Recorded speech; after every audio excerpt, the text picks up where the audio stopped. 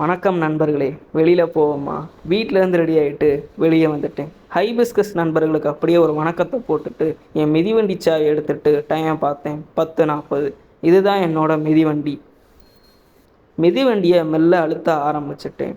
ஸ்பாட்டுக்கு ஒரு 11 மணி போல் வந்து டிக்கெட் எடுத்துகிட்டு உள்ளே நுழைஞ்சிட்டேன்.